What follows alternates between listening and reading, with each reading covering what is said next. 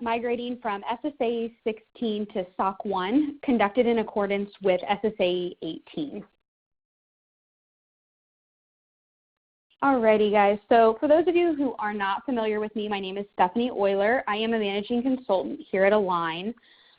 Prior to coming to A-LIGN, I did spend some time in the financial audit world. I eventually came over to A-LIGN and have really kind of grown my career here. So I've spent a lot of time doing audits here at A-LIGN, and that's probably how many of you know me, or possibly now I do manage your engagements specifically. Through my course of time here, I've done many SOC 1 and SOC 2 audits, so that is how a lot of my certifications, what they're used for, and many of you see those through either SOC 2 plus CSA Star or your SSAE 16 engagements. Alrighty, enough about me though. Let's move on into our agenda. We have a lot to cover today, so we'll go ahead and get started. First, we're going to take an overview, a look back at the attestation standards over time. We'll also take a look at SOC 1 in accordance with SSAE 18. We'll take a look at the differences between SSAE 16 and the items that you'll see as major changes moving into SOC 1 in accordance with SSAE 18. We'll go over some frequently asked questions regarding SOC 1s that we've had coming in over the past month or so, and then we'll really get down and discuss what you need to do as an organization to prepare for the SOC 1 standard. Alrighty, so let's go ahead and take an overview of the attestation standards. So looking back over time, many of you are very familiar with SAS 70. It went into place in April of '92, and it actually stayed in place for quite a while. It was an auditing standard. We moved eventually into SSAE 16, which we're currently auditing against. It did go into place in June of 2011. It was a little bit different than the auditing standard of SAS 70. It became an attestation standard. So essentially, auditors began testing against management's assertion of their systems. So slight difference there.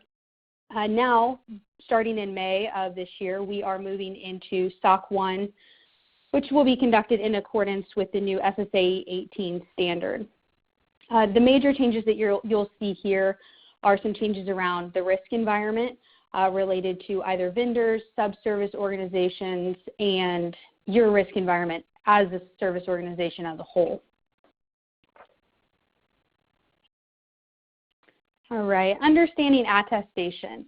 So attestation standards really allow for a practitioner such as A-LIGN to come in and report on subject matter beyond just a financial statement. So, we can come in and attest to your data center hosting services or your payroll processing services and provide more insight to the services that you're providing to user entities beyond just your financial statements. The reports that we provide do report specifically on the design and operating effectiveness of a service organization's controls, which are relevant to user entities' internal controls over financial reporting. So essentially how you can affect your customers' financial statements. Let's speak a little bit on SSAE 16, which is currently in place, and then we will move forward from there. And the main purpose of an SSAE 16 engagement is to provide assurance regarding the controls of a service organization which are relevant, like I said, to the user entity's internal controls over financial reporting. This will not change whenever we move to SSAE 18, so it will essentially have the same purpose. Moving forward, there will just be some additions and modifications that we will adjust to. Again, this is an assertion-based report. It's also a restricted use report, so it's not intended for public release or to be posted on your website. It is intended to be used specifically for and by the management of your own organization, your potential clients, your current clients, and most likely their auditors as well will like to take a look at that. One thing to note is that this is very specific to SSAE 16 as opposed to a SOC 2. It is objective driven. So we help define and scope out the specific objectives that essentially correlate to the services that you're providing. There are standard objectives that are used in specific industries, but it is tailored to your environment and the types of services that you're providing. Again, you can have a Type 1 or a Type 2 report within SSAE 16 standards. So for those of you who are not familiar with it, a Type 1 is essentially a point-in-time audit. It's conducted as of a specific review date, and it's kind of a snapshot into your environment. So we attest to the design of controls that support your system, whereas in a Type 2, it does cover a review period ranging generally from 2 to 12 months. It also attests to the design of controls, but it also goes further and we opine on the operating effectiveness of those controls as well. So we'll talk a little bit more about that here down the road, but we'll go ahead and move into SOC 1, which will be conducted in accordance with SSAE 18.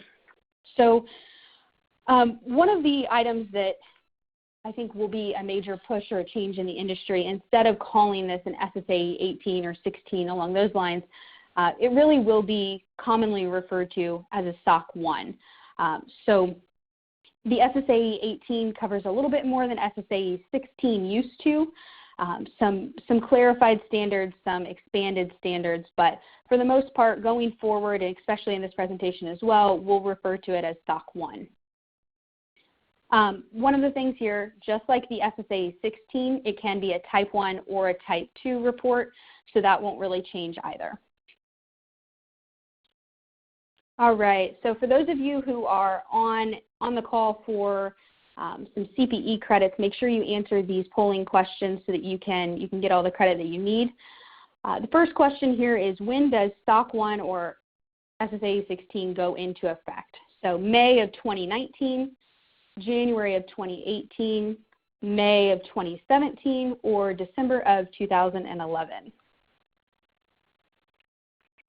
Give everybody a couple of minutes here to answer that and make sure you get your credit, and then we will move forward.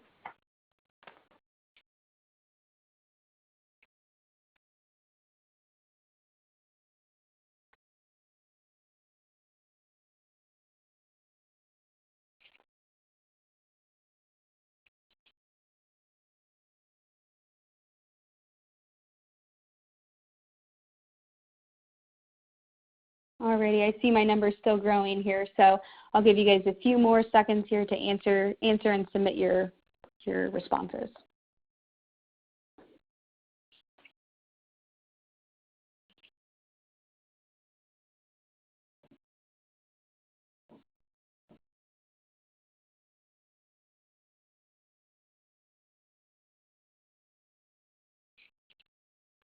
Alrighty, I'm going to go ahead and close this one out. So the correct answer is May of 2017. So we're just right around the corner from this, and looks like the majority of you all got this right, so that is great. Okay, let's go ahead and move into SOC 1 and take a deeper look at this new standard that's being rolled out. So what is SOC 1?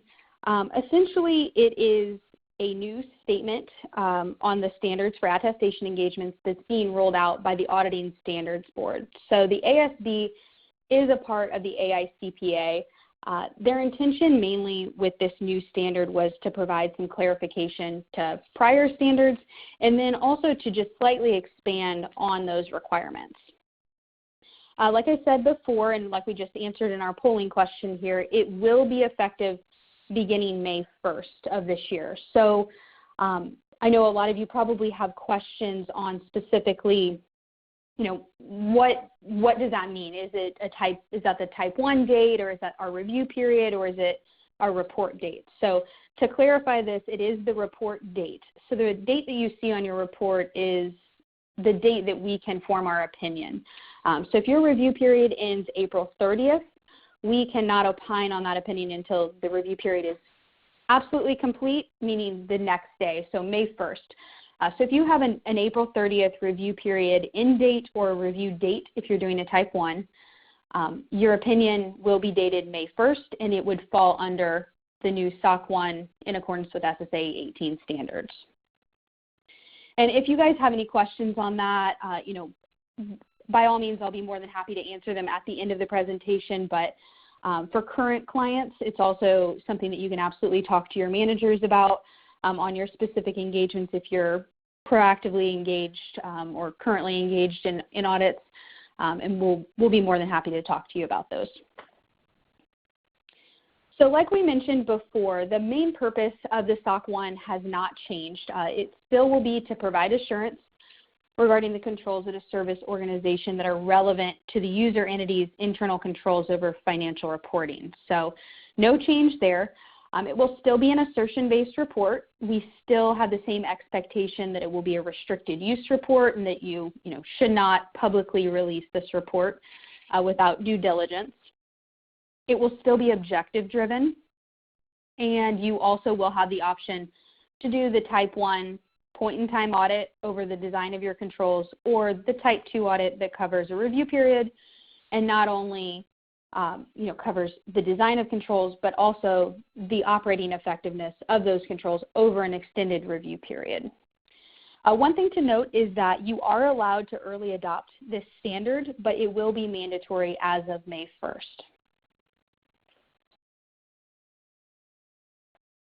Alrighty, so I know I've touched on this a bit, but let's dive a little bit deeper into exactly what a Type 1 versus a Type 2 means.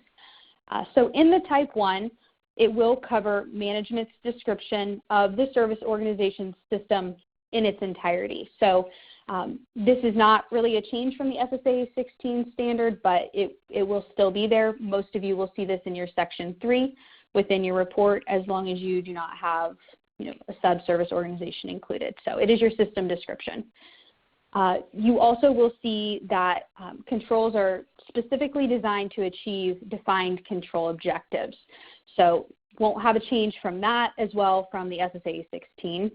And again, the Type 1 specifically focuses on a point in time that your system is designed to meet certain control objectives. So those will all be listed within your report, and won't really see too much of a formatting change from that perspective. All right, let's go ahead and talk a little bit about the Type 2. So a lot of you go through the progression of either a Type 1 or a readiness assessment into a Type 2. So it is the same type of information that is collected and tested from the Type 1. We just essentially test more of it to get a representative view of that review period over the course of time. So instead of taking potentially an example of one item, we'll take a sample of maybe your new hired employees throughout the review period, maybe changes that were implemented into your system, a variety of things. So if you're in that point right now of you just completed your Type 1 and you're moving into your Type 2, that is something that you can expect, and your audit teams will be touching base with you on. Another thing is that the opinion will not only be on the design of controls, but also on the operating effectiveness of those controls as they relate to your control objectives. So you will see that. A main difference in formatting between the Type 1 and the Type 2 is that you will see detailed descriptions of the service auditor's test of the actual controls to prove that their operating effectiveness is truly there. So in the report, it does look a little bit different. You'll have your controls listed, the test that was applied to those controls, and then the results of those tests, whether there were disclosures, exceptions, or no exceptions at all. And then again, this report does focus on your organization's controls over the course of a specified review period. Again, it does have to be a minimum of 2 months, but it can range up to approximately 12 months as well. So for both a Type 1 and a Type 2 report, the SOC 1 will have a general set of users. First and foremost, management of the service organization. So I find that, in conversation with a lot of our clients, one of the most useful things is doing a SOC audit. Really gives you a good viewpoint into, the processes that are functioning appropriately within your organization, and maybe where there are some potential downfalls or, maybe even risks that you need to address by adding either mitigating controls or fine-tuning the controls that are already in place. So it's a great tool for internal use as well. A lot of our service organizations that we audit need to provide these to user entities. So a user entity is essentially customers of a service organization. So many of them will need to, see your SOC reports. Many of them get their own SOC reports as well, but they find yours to be a supplemental piece that they need. They also will provide these to their auditors. So user auditors are auditors of your user entities or customers, whether those are financial auditors or SOC auditors.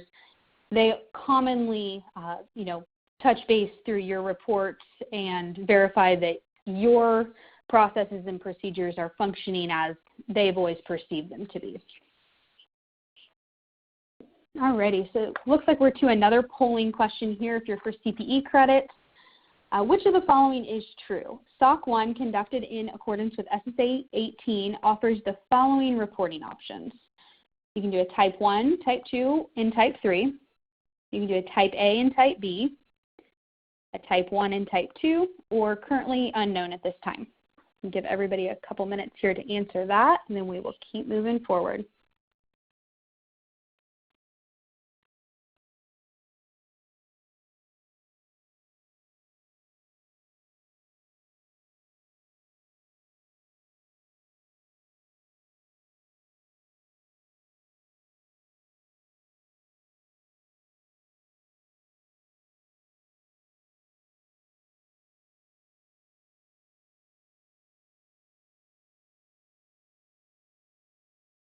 All right, I'll give everybody a few more seconds here to submit answers.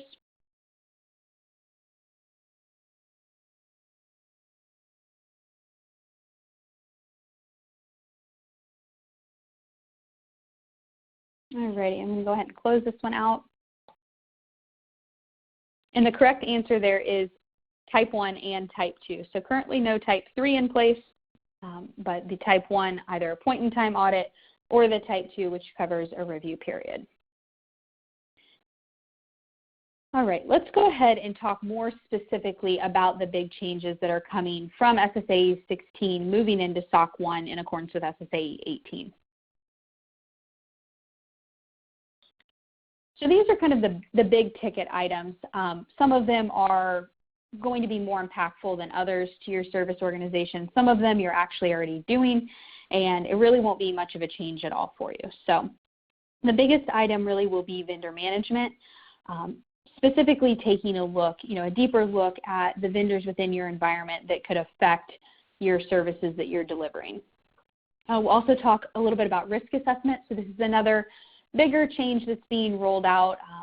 Specifically, the AICPA is wanting organizations to start thinking more and more about risk assessment as they grow their organization and grow their compliance portfolios and moving forward. Another change that you'll see will be complementary subservice organization controls potentially being included within your reports.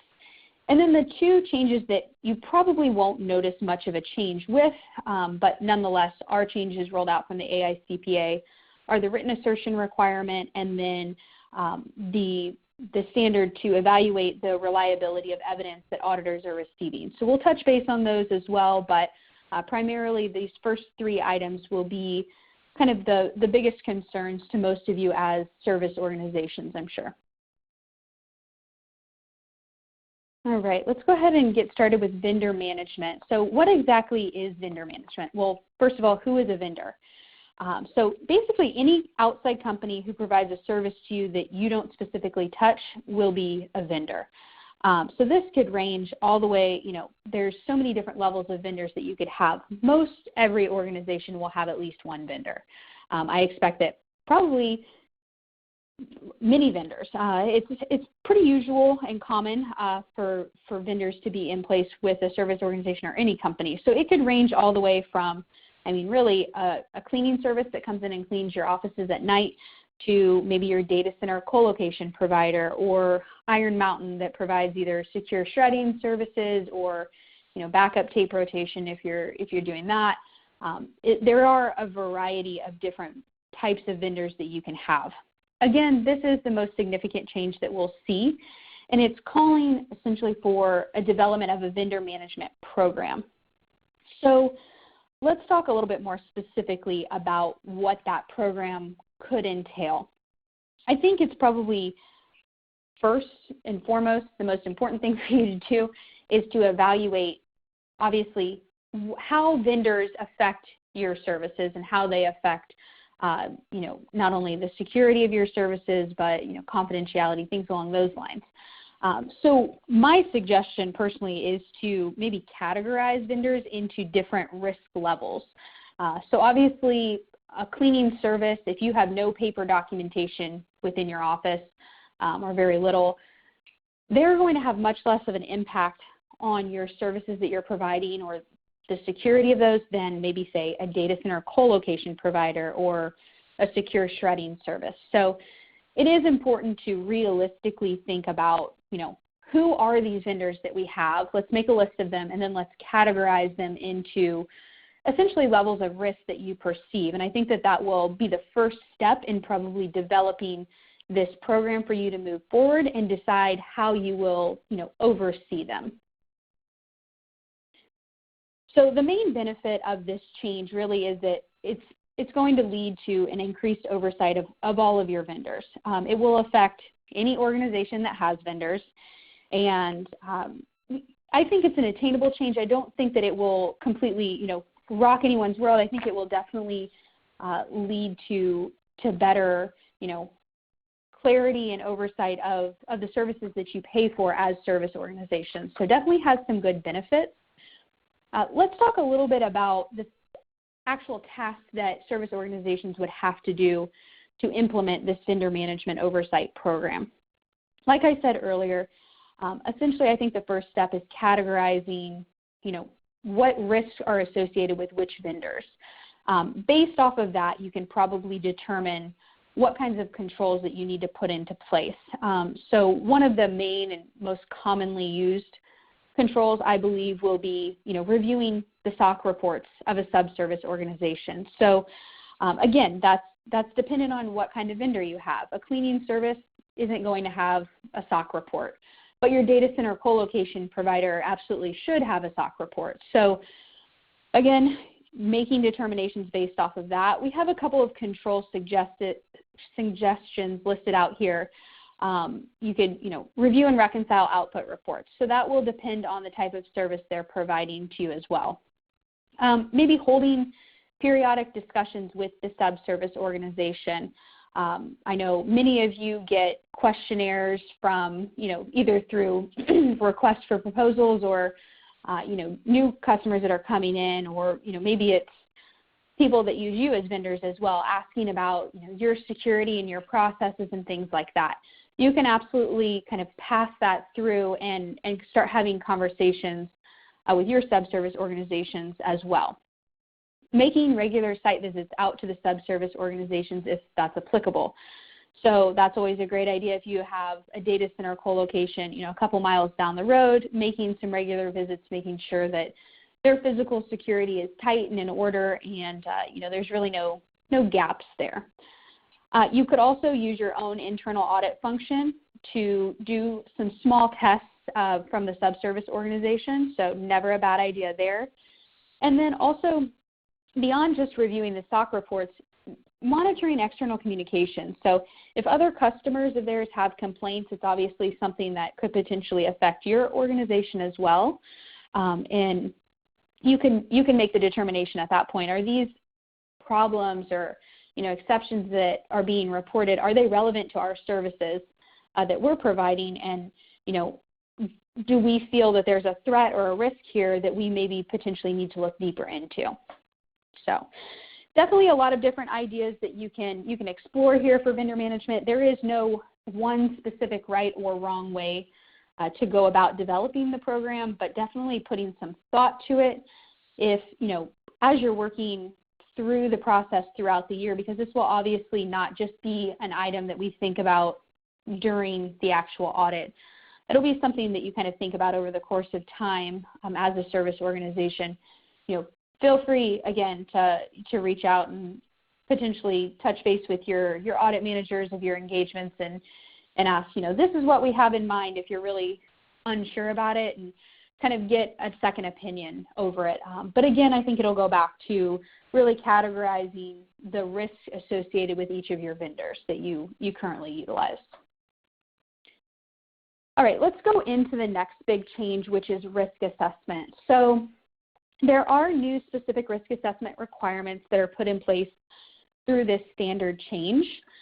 It does specifically require service auditors to obtain a more in-depth understanding than what we currently are doing. So when we come out and we're doing our field work or we're conducting remote field work, we'll absolutely be asking more questions about this. Probably a short little sit-down meeting to discuss, and kind of explore what you have been doing as a service organization over, the past few months or year if you're doing a Type 2, what you've done to consider the risks that are within your environment and how you kind of have treated those going forward to either mitigate those risks or, lower their priority levels to get to a more secure place. So the standard doesn't specifically say that you have to do it one, cut single way. There are many ways to go about assessing your risk in your environment, but there is absolutely a push within the industry to develop your risk assessment program over the course of time. So there are many different ways that, again, you can do this, kind of like the vendor management. The AICPA has not come out and said, it has to be done this specific hard-cut way. You do have a little bit of flexibility, which I think makes these new standards attainable for all of the service organizations that we audit. Basically, within this risk assessment program, again, some risk categorization or prioritizing your risks. So what are your high-level risks that you need to consider? Are you making action plans for those to mitigate those risks or at least lower, the heightened level of a risk to maybe a moderate risk or a low risk? And then how do you plan for covering all of the risks within your environment? But specifically, how do you plan for the risks related to maybe material misstatements that you would pass on to your user entities? So this will all be very, very dependent on what type of service you're providing to your customers and your own specific environment. The main benefit here is that it will lead to definitely improved linkage between your assessed risk and the nature of your audit procedures that are performed. So at its very essence, what the AICPA really wants is that, to establish, are you thinking about your risks? So when I think about an audit report, I think, okay, the risks are really the control objectives that are defined. So by defining these control objectives, you have essentially established the areas of risk that you foresee being potential issues to pass on to your clients. Those are the items that are directly related to providing the service that you've always intended to provide. And then the controls within those control objectives really mitigate the risk that the control objective as a whole is presenting. So the goal is that, you've thought very thoroughly about what your control objectives will be, which we, of course, help you do as we're scoping out jobs whenever we first start, whether that's during a risk assessment or a Type 1 audit, or sometimes even diving straight into the Type 2. And then as we're working through with you, to verify what are the controls, together that absolutely mitigate the risk of the control objective that's present. So at a bare minimum, making sure that the control objectives cover the entire scope of the services that you provide and those associated risks, and then that the controls mitigate those main risks. This will affect all organizations that will be receiving a SOC 1 in accordance with SSAE 18. So this is not specific to any one type of organization. It will be a full standard change. So anyone conducting a SOC 1 report will be required to also consider their risks within their environment as they move forward.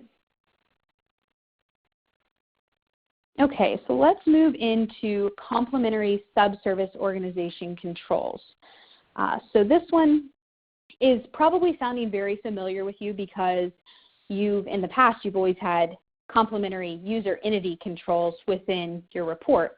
It's often something we talk about, how do you take some of the risks off of your own shoulders as a service organization and pass those over to a user entity? Because at the end of the day, you cannot be responsible for what employees at your customers' businesses are doing. So this is in the same manner. It's going to be very similar.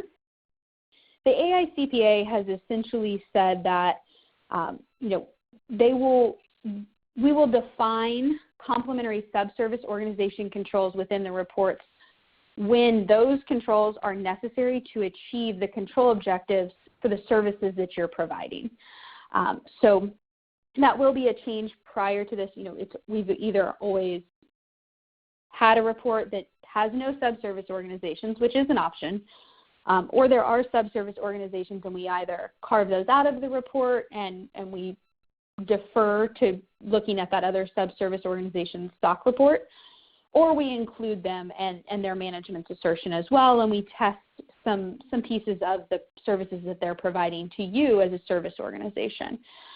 So this will now specifically trend towards defining the responsibilities of the subservice organizations within your report. So one thing, something to consider as you're moving through and you're contemplating or processing who's providing what service to you. And I'm sure you're probably actually thinking, well, this sounds very similar to kind of the vendor management program, and it is. So one thing that I think is important here as well is to consider, who is a vendor and who is a subservice organization. So your vendor management oversight program really you should be taking a look at all of your vendors. But sometimes it's easy to get the two confused. So as I was thinking through this and reading through the standards, I started to process, how would we define who's a vendor and who's a subservice organization? And in that process, I came up with a couple of questions, just a little easy flow chart. So the first question I thought, well, does the service that this other company is providing to the service that a service organization is providing, is it impacting your service? So does a cleaning service, their work, does it impact your payroll processing service?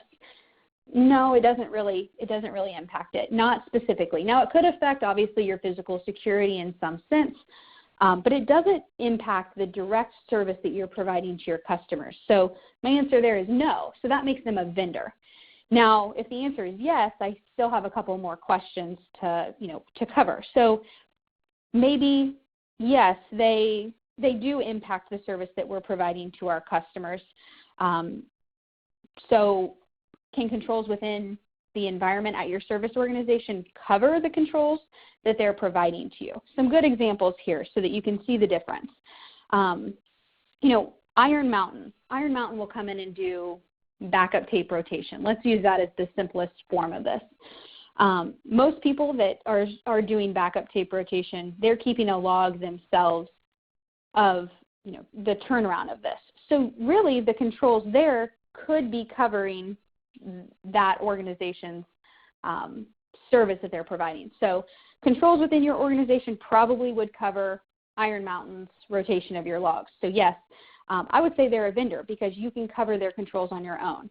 Now let's think more realistically about this. Maybe you use Amazon Web Services. So I'm sure that out of, there's many of you on the call, I'm sure that most of your organizations, and I can see by some of the names I know off the top of my head, I know that you use Amazon Web Services. So you don't necessarily know their specific controls that they have in place. You absolutely know that they physically and environmentally protect your servers that are at their locations, but you don't know, every last detail.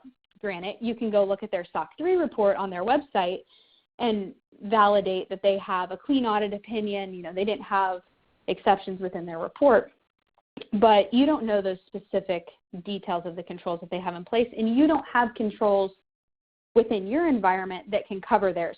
So that makes them a true subservice organization. So whenever we're writing these complementary subservice organization controls, this will probably be a conversation that your auditors are having with you as well to clarify, do we need to be writing specific controls? Or sometimes the AICPA does not say that they have to be absolutely specifically defined, but they can be, general control objectives such as physical security provided by Amazon Web Services. So you will see a little bit more clarification within your reports on this subject. And again, they'll look very similar to complementary user entity controls. So it won't be a huge change for you all, but definitely something new, a new conversation that you can expect your auditors to be having with you in the future, and something that you can start thinking about probably prior to your audit as you're preparing as well. So the main benefit here is that it's really going to provide more consistent reporting across entities and practitioners. One thing to note is that it will have a flow-through effect. So essentially, say maybe you're a data center co-location provider. You are probably a subservice organization to some of your user entities. You might potentially also have a subservice organization that you utilize. At the end of the day, any subservice organization that is carved out of the scope of your report, you would hand it to your customers. You would say, here's our SOC report, and then we use this other organization as well as a subservice organization, and they provide this service, and you can defer to their SOC report as well. So it will work more hand in hand and provide a definite flow through of the effect of SOC reporting. This, again, will potentially affect any service organization who depends on the services or specific controls of a subservice organization to complete the design of their controls specific to their services. So, again, asking yourself some simple questions will help you make this determination, but, if you're ever unsure, at the end of the day, your auditors will be able to help you make that determination. All right, so those were kind of our big ticket items. Let's talk a little bit more specifically about the items that are changes from the AICPA, but that you won't necessarily notice as management of service organizations, or if you're the one collecting evidence or handling the audit annually. This isn't really a change that will affect you too much at the end of the day. So the written assertion requirement basically requires that management provides a written assertion and signs off on that. You all are already doing that with us. We've always done it that way, and it's really going to be an insignificant change. This will also apply to any subservice organizations that will be considered inclusive into your report. So they will also have to provide, their management's assertion and sign off on that as well. Another item is that auditors are now required to evaluate the reliability of the evidence that they're receiving. So a lot of these things, actually all of these things, we've already been doing. So not a significant change internally or externally as far as, our services that we provide to you. There are specific guidelines now for these audits that the AICPA has rolled out to. Some of the examples on how we would evaluate the reliability of this evidence is, for one, maybe starting with population lists. So as many of you are familiar, if you've already conducted a Type 2 with us, we asked for a set of populations that we then select a sample from. So we will still continue doing that, and you really won't see much of a change there. Lists of data that have specific characteristics, so maybe password requirements and the defined configurations for those. Exception reports, reconciliations depending on the type of service that you're providing, and different documentation that essentially provides proof of operating effectiveness of the controls. So when I think of this one, I instantly think of terminated users. Did all of the people that are no longer employed within your organization, do they have appropriate access, meaning essentially no access? So we'll review user access listings. We already do this, and again, you won't really be seeing a change there. Alrighty. The benefit of this is that it really ensures that organizations are providing information that's reliable to an auditor to assert on. So it will help us gain better knowledge of your controls, if they're in place, if they're operating effectively. Like I said before, we've really already been doing this. So you won't see a visible change to this. It will affect all parties that are responsible for evidence collection and third-party auditors, but I will let you know now you're already conditioned to expect these types of requests, and in the SOC world, you won't be seeing anything differently here. Alrighty, so we have another polling question here. Which of the following is not a difference between SSAE 16 and the new SOC 1 standard conducted in accordance with SSAE 18? So evaluating the reliability of evidence, the written assertion requirement, penetration tests, or vendor management. I'll give everybody a couple minutes here to answer this. I know we're cutting it close on time, so I will keep moving.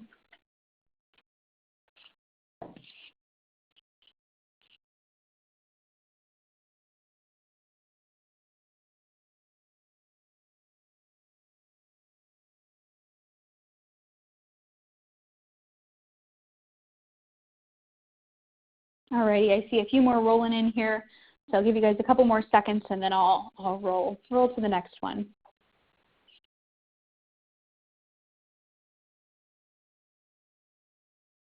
Alrighty, all right, so penetration testing is not one of the standard changes from SSAE 16 to SOC 1. It is not specifically a requirement that you will now have to do. So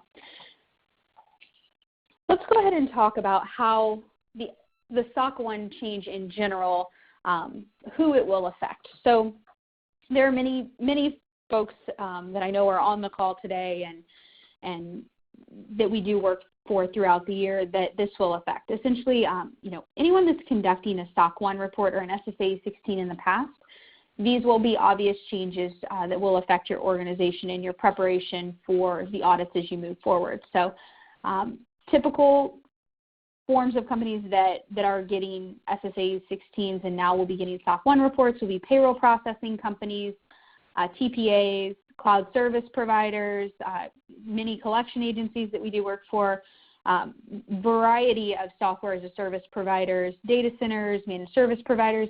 Again, essentially anyone that can affect the internal controls over financial reporting at their user entities, organizations. So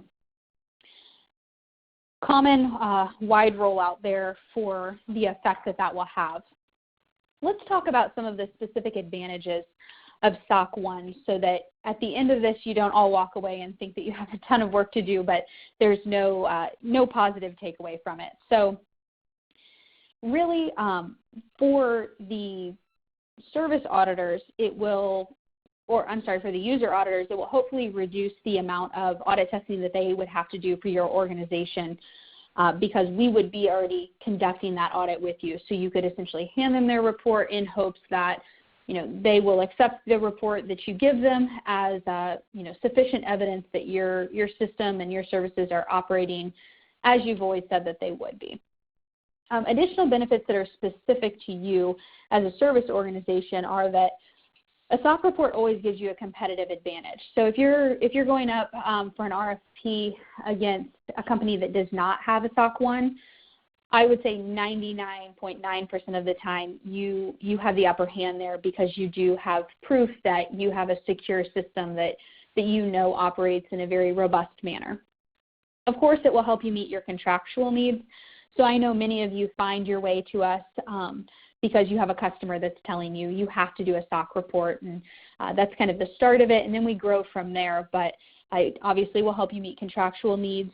It will also help you benchmark controls across not only your own specific organization and maybe the departments within your company, but also within your industry. So a common industry here is payroll processing. It's easy to I think a lot of user entities expect to see a common set of controls. So they will probably most likely compare the reports to one another.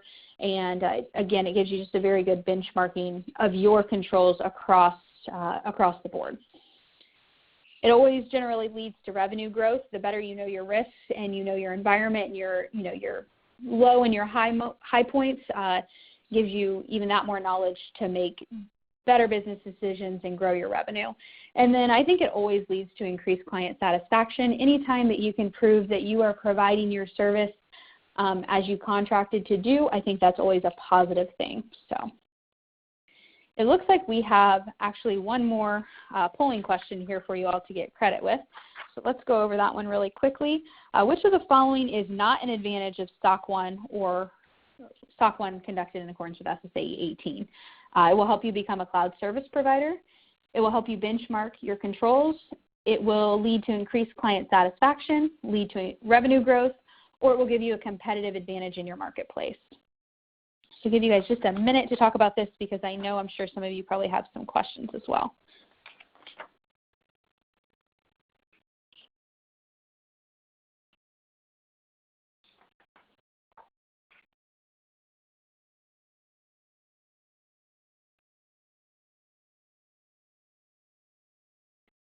Alrighty, I'm going to go ahead and close this out. Looks like we're getting pretty much close to our standard number here. So unfortunately, getting a SOC 1 report will not help you become a cloud service provider magically. So, but it will, again, it will help you benchmark controls, hopefully lead to increased client satisfaction, definitely grow your revenue, and give you a competitive advantage against your biggest competitors.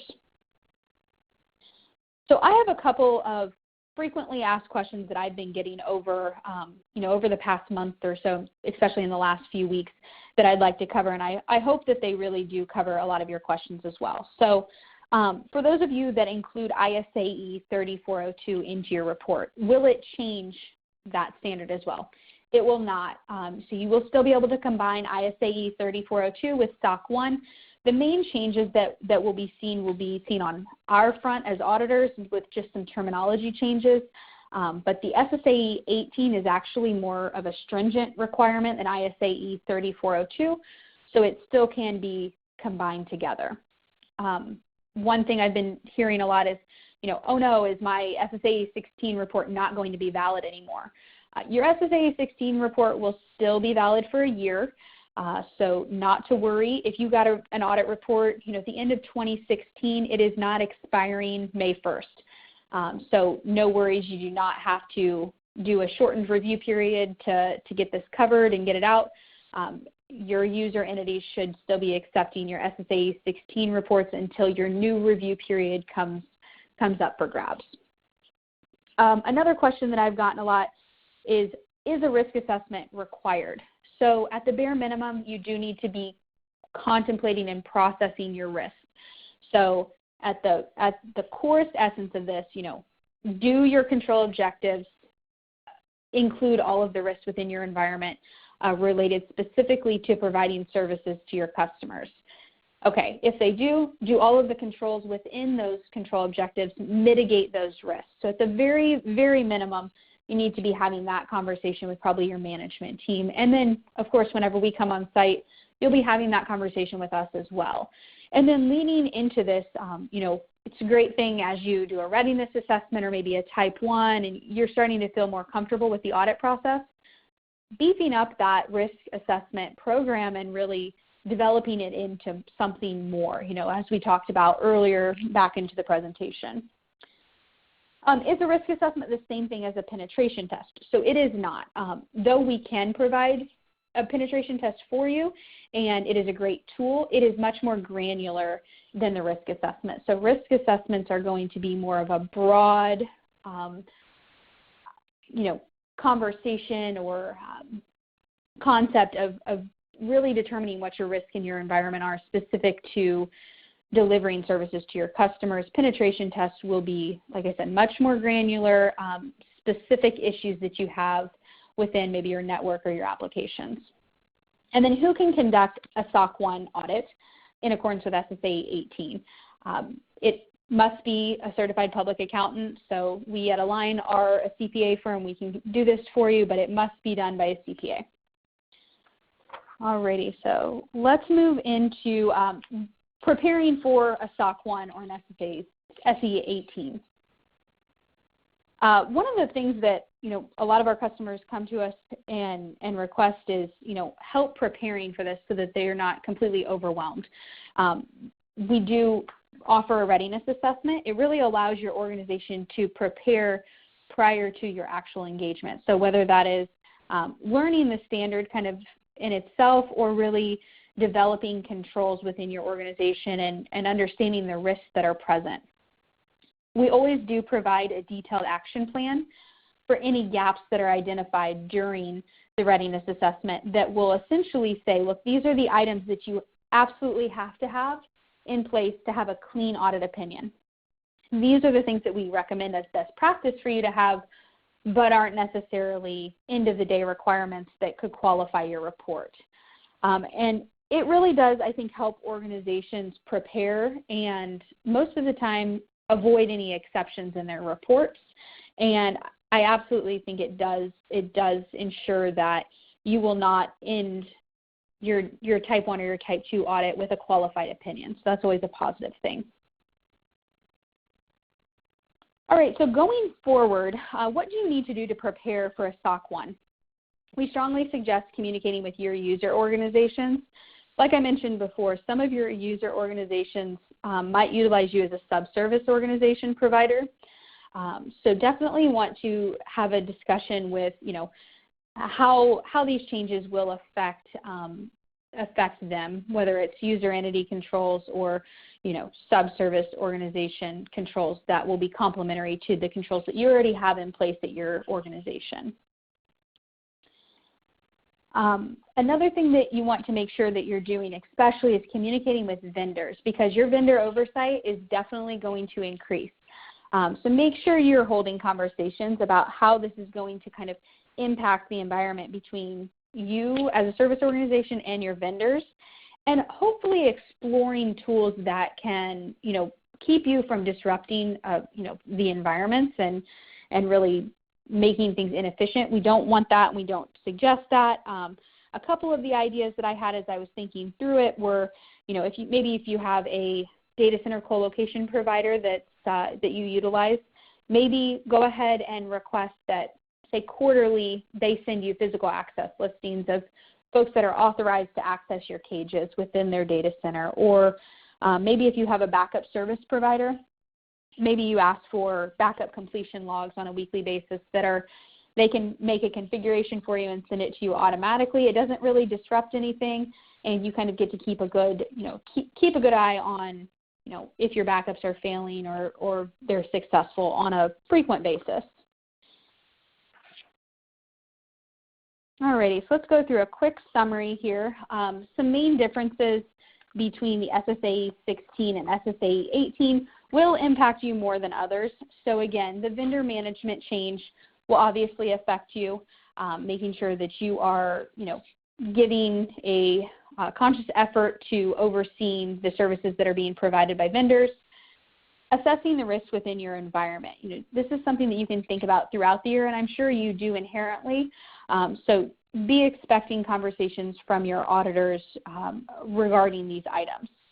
And then another change, complementary sub-service organization controls. So you already know that they're in place, but there are, other items that you can kind of proactively think about as you work through it as well, maybe collecting some of their SOC reports in hopes that, you already do that, so that won't be a huge change. And then the minor changes of the written assertion requirement. Basically, management must provide a written assertion and sign off on that. And then how we as auditors will evaluate the reliability of evidence. That won't be a huge impact to you because you've already been providing us evidence that we certainly rely on. So not really a change there to worry about. And then this SOC 1 reporting will still cover the internal controls over financial reporting. And I think that there are definite benefits of this additional guidance and clarification from SSAE 16. Again, never a bad thing to be thinking proactively about the risks within your environment or how you oversee management. So that is all I have for you guys today. I do know that we have just a couple of minutes left for questions, so I will take a few of these over here in the chat log, and then any other questions that you guys have, we can of course answer after the call as well. So I have one here that is, my review period ends in April, but prior to the 30th, will this affect our report? So yes, potentially it could. One thing to note, like I mentioned earlier, the date that this is effective is for any opinions, audit opinions dated on or after May 1st.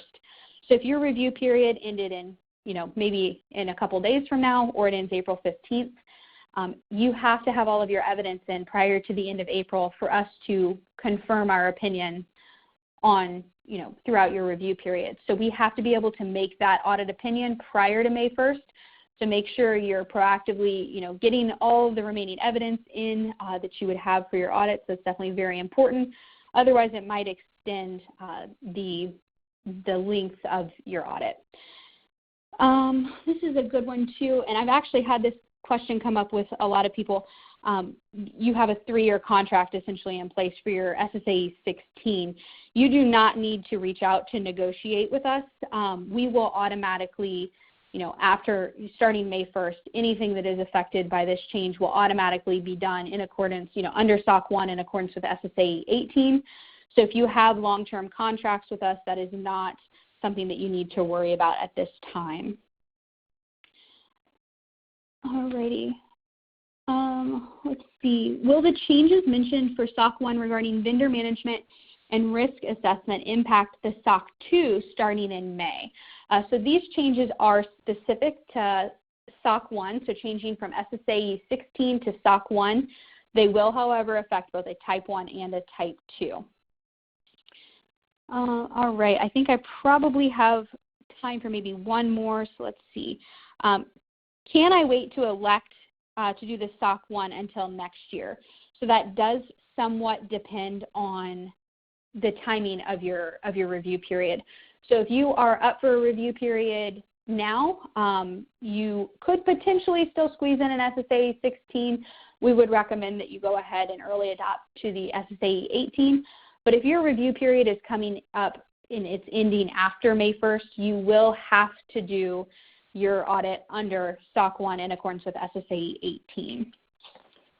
Alrighty guys, I see a lot of other questions coming in, which is great. I'm glad you're all interested and excited about the new standard change, but now we are over time. So if you do have any additional questions that we weren't able to reach today in our short amount of time, go ahead and send them to info@align.com and we'll more than happily answer those.